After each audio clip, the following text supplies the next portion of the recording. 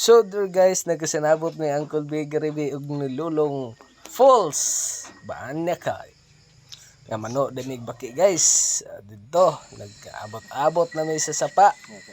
Kay dito na may mag hinuwatay mano daw. Tawran sa ispat ni Uncle B kay orag na ipit yung ispat jud. Ay gara larga na. Tara. Let's go. Guys, kuha na ko guys. Aho ning kuha guys. Tanan ha. Kaduhang kuha guys. Pero guys, na dami kuha nga kuan na dako kayong ibid daw. Pero wala ko gyapil og video guys. Kay murag sini ta. Aba na ginloan oy. Gambar tayo nguli na ay. Kay naday laing batahe di ay. Ay. Sus, siya gitu. Siya ko ko. Lami na. Naman ang bahawins.